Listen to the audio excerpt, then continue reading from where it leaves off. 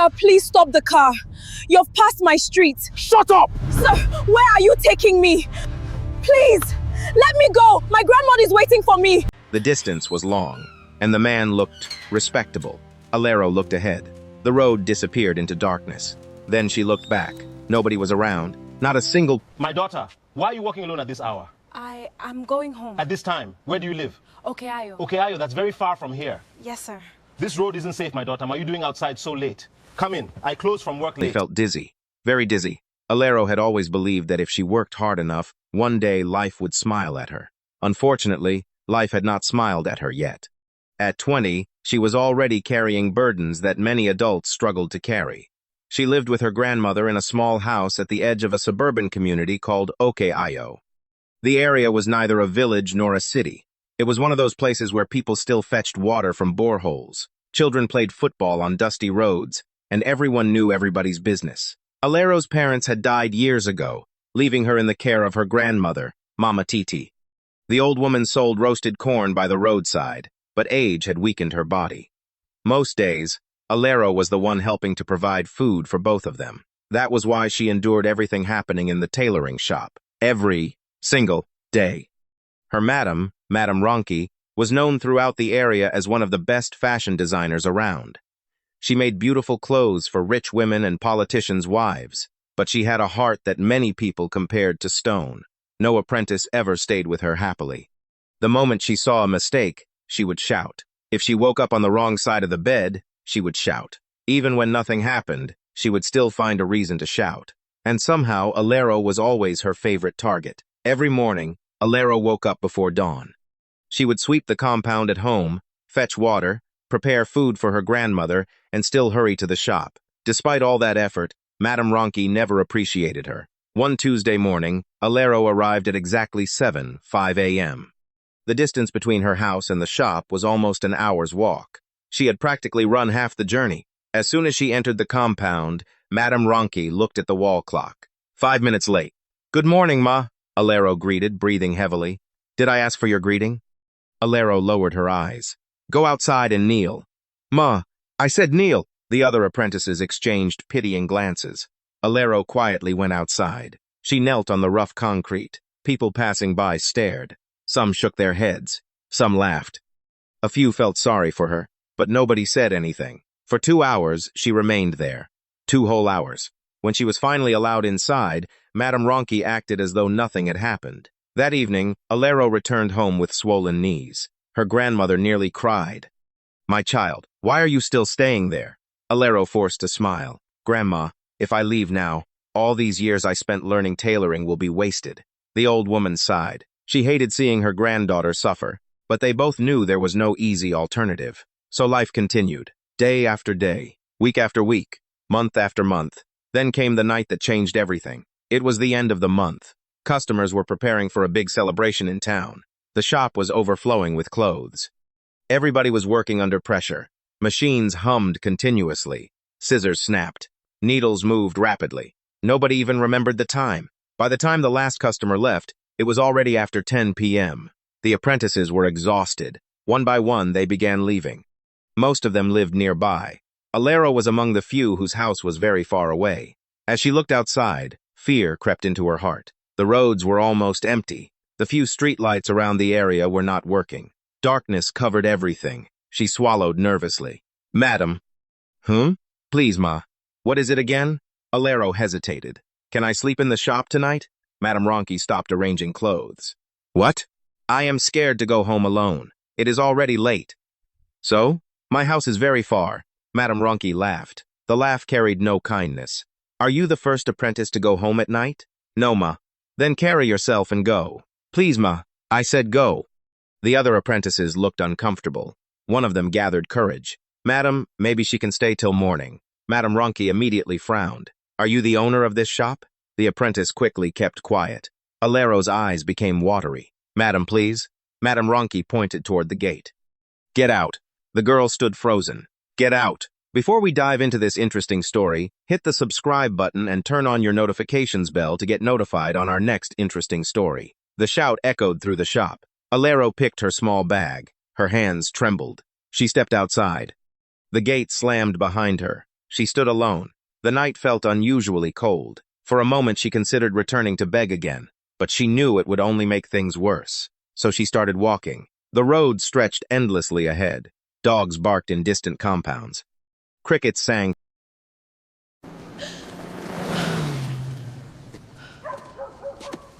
Mama Titi, she must be worried. Every shadow looked dangerous. Every sound made her nervous. After nearly 30 minutes of walking, her legs began hurting. She still had a long way to go. She thought about her grandmother waiting at home. Mama Titi would probably be worried. Maybe she was already standing outside looking at the road. The thought made her walk faster. Suddenly, she heard a vehicle approaching from behind. At first, she ignored it. Cars passed occasionally, but this one slowed down, then stopped beside her. Alero froze. The window rolled down. A middle-aged man sat behind the steering wheel. He looked neat. His shirt was expensive. His face appeared calm. "My daughter." Alero remained silent. "Why are you walking alone at this time?" She hesitated. "I am going home." The man nodded. "Where?" She mentioned her area. The man's eyebrows rose. "That is very far." Alero said nothing. "What are you doing outside by this time?" "I closed from work late." The man glanced at the empty road, then back at her. "This road is not safe." Alero's stomach tightened. She knew he was right. The man smiled gently. "Come in. I will drop you." Immediately, different thoughts raced through her mind. Her grandmother had always warned her. Never enter a stranger's vehicle. Never trust people easily. Never follow unknown men. But another voice spoke inside her. The road was dangerous. She was tired. The distance was long. And the man looked respectable. She looked ahead. The road disappeared into darkness. Then she looked back. Nobody was around. Not a single person. Only silence. The man waited patiently. "Come in, my daughter."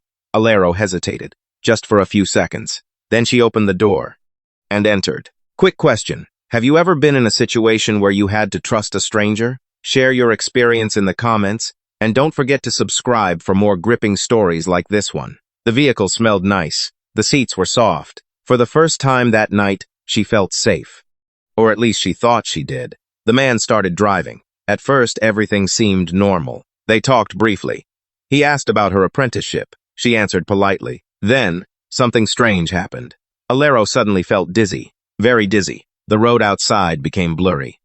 She blinked several times. Her head felt heavy. The car seemed to spin around her. Fear gripped her chest. She tried sitting upright. The effort was difficult. Her vision became darker, and darker, and darker. The last thing she remembered was turning toward the driver. The man was smiling.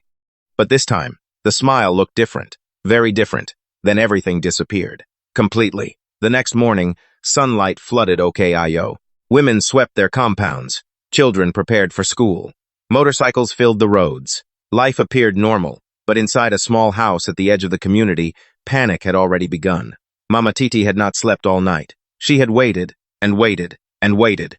But Alero never came home. At first she thought her granddaughter had slept at the shop. By morning, worry had become fear. And fear had become anger. The old woman grabbed her walking stick, then changed her mind. She picked up a cane instead. A very long cane.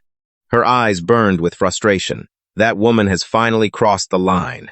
She marched out of the house. People greeted her. She ignored them. Dust rose behind her feet as she walked. "I will beat the living daylight out of her today." She kept muttering, "My granddaughter is not a slave." The journey to the tailoring shop felt longer than usual, yet she did not stop. By the time she arrived, sweat covered her face. The shop had just opened.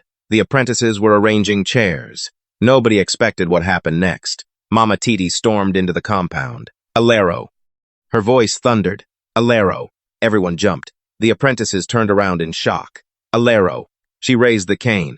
"Come out here." Customers nearby stopped to watch. What is happening? People began gathering. Within minutes, a crowd had formed. Madame Ronki came outside. Annoyance was already written across her face. "What is all this noise?" Mama Titi pointed the cane directly at her. "Where is my granddaughter?" Madame Ronki frowned. "What granddaughter?" "Alero."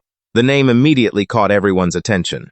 For the first time, Madame Ronki looked confused. "What about her?" The old woman stepped forward. "You kept her in this shop all day yesterday." "Yes. You refused to release her on time." "Who told you that?" asked Madame Ronki. "Where is she?" Madame Ronki blinked, then replied casually. "She left last night."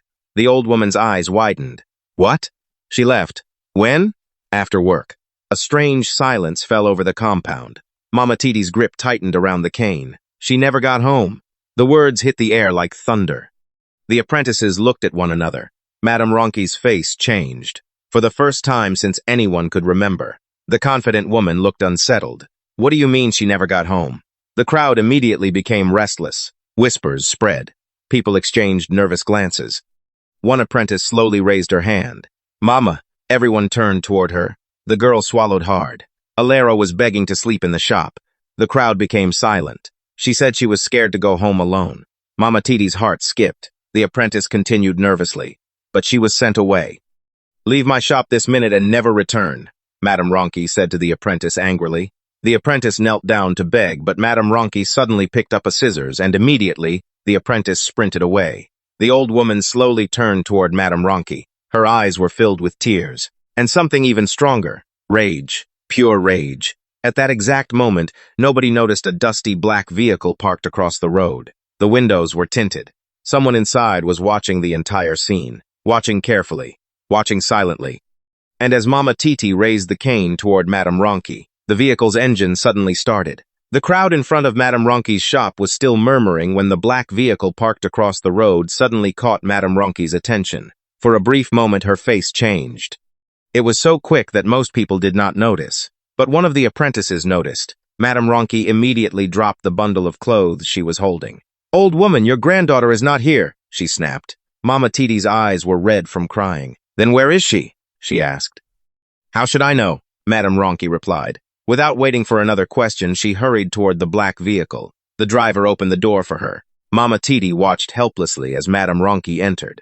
A few seconds later, the vehicle sped away, leaving a cloud of dust behind. The old woman stood there shaking. My God, she whispered. My God, please bring my granddaughter back. Tears rolled down her wrinkled cheeks. The crowd slowly dispersed. Everyone felt sorry for her, but nobody knew where Alero had gone. Nobody. Meanwhile, the black vehicle drove for almost an hour. It left the busy roads and entered a lonely area on the outskirts of town. There stood a massive building surrounded by high fences. The gate opened immediately. The vehicle entered. Inside one of the upstairs rooms, Alero sat on a mattress. Her eyes were swollen from crying. She had cried so much that her throat hurt. Since waking up in that strange place, she had seen several other girls. Some were younger than her, some were older. All of them looked frightened. Nobody knew exactly where they were. Nobody knew why they had been brought there. Suddenly, Alero heard a vehicle outside. She rushed to the window. As she peeped through the curtain, her heart nearly stopped. Madame Ronke, her madam, was stepping out of the vehicle. Alero froze. Her entire body became cold. At that moment, everything began to make sense. The late nights, the cruelty, the lack of concern, the refusal to let her sleep at the shop. Alero's hands started trembling. Madame Ronke, she whispered. Downstairs, Madame Ronke entered a large sitting room where several men were waiting. One of them was the same man who had offered Alero a ride. The man stood up respectfully. Madame Ronke crossed her arms. Move them to Ghana immediately. The man nodded. Everything is ready. Have you fed my apprentice? She asked. The man smiled. Yes. Good. She adjusted her handbag. Get her new clothes before she travels with the other girls. The men nodded. Alero could not hear the conversation from the room, but somehow, fear settled deep inside her heart. Something terrible was about to happen. Very terrible. The following morning, Mama Titi returned to the shop. This time she was not alone. She came with police officers. The old woman had spent the entire night crying and praying. Now she wanted justice. The officers entered the shop. Madame Ronke welcomed them with a smile. Officers, good morning. The leader explained why they were there. Madame Ronke acted surprised. Alero disappeared? Yes, one officer replied. Madame Ronke shook her head sadly. What a terrible thing. She told them exactly what she had told everyone else. That Alero left the shop safely. That she knew nothing about her disappearance. That she was worried too. The officers listened. Then she quietly led them into her office. The door closed. A few minutes later, it opened again. The officers emerged smiling. Their attitude had completely changed. One even laughed. Madame Ronke seems like a responsible woman. Another nodded. Old woman, maybe your granddaughter ran away. Mama Titi stared at them in disbelief. What? The officers entered their vehicle and left. Just like that. The old woman collapsed on a bench. Her heart broke. She had nobody, no money, no influence, no power, only God. Tears streamed down her face. God will fight for me. She repeated the words again and again. God will fight for me. Then she slowly began the long walk home. That same night, far away from Okayo, preparations were underway. Several girls, including Alero, were loaded into a large bus. The girls were crying. Some were praying. Others sat silently in shock. Alero held the hand of a younger girl sitting beside her. "Don't cry," she whispered. But her own voice was shaking. The younger girl sniffed. "I want my mother." Alero could not answer. She wanted her grandmother, too. The convoy started moving. A black SUV drove in front. The bus carrying the girls followed behind. Darkness covered the highway. Hours passed. The girls remained silent. Then suddenly, blue and red lights appeared ahead. Police officers. The vehicles slowed down. The men in the SUV became nervous. One officer raised his hand. "Pull over." The SUV stopped. The bus behind it stopped too. Alero's heart began pounding. Outside, officers approached. The driver of the SUV smiled confidently. "Good evening, officers. Step out." The driver obeyed. "We are together," he said casually, pointing toward the bus behind. The officer looked suspicious. "Open the bus." The driver's smile faded slightly. "It's just family members." "Open it." The driver hesitated. The officer's face hardened. "Now." Within seconds, more officers surrounded the vehicles. One officer climbed into the bus. What he saw shocked him. Terrified girls, tears, fear, dozens of frightened faces who can't shout due to fear. The officer immediately turned around. "Arrest all of them!" The highway suddenly exploded into activity. The criminals tried to protest. Some attempted to run, but they were quickly overpowered. Handcuffs clicked. The girls burst into tears. Some knelt down praying. Others hugged each other. Alero covered her face and cried. For the first time since entering the stranger's car, she felt hope. Real hope. News spread rapidly. The arrested men confessed during interrogation. Names were mentioned. Locations were revealed. Secrets came out, and one name appeared repeatedly. Madame Ronki. The respected fashion designer. The woman everyone admired. The woman who secretly recruited girls for traffickers. The following morning, police officers arrived at her shop. This time there was no smiling. No friendly conversation. No envelopes exchanged. No escape. The entire neighborhood watched as Madame Ronki was handcuffed. "What is happening?" people shouted. "Madame Ronki is being arrested." The news spread like wildfire. Customers abandoned their businesses. Traders rushed from the market. Within minutes, hundreds of people had gathered. Madame Ronki tried to explain. She tried to deny everything, but it was too late. Several rescued girls had already identified her. The evidence was overwhelming. As officers led her away, the apprentices stood frozen. They finally understood why so many girls had disappeared over the years. The truth had been hiding in plain sight. 2 days later, Alero finally returned home. The vehicle stopped in front of the small house. Before it could fully park, Mama Titi rushed outside. For a second, neither of them moved. Then Alero jumped down. "Grandma!" "Me, child!" They ran into each other's arms. Both cried uncontrollably. Neighbors gathered around. Some wiped tears from their eyes. The old woman held Alero tightly, as though letting go would make her disappear again. "I thought I lost you," Mama Titi sobbed. "I thought I would never see you again." Alero cried too. "I am sorry, Grandma." The old woman touched her face repeatedly, making sure she was real, making sure she was truly back. That evening, the entire community celebrated. People brought food. They brought drinks. They thanked God.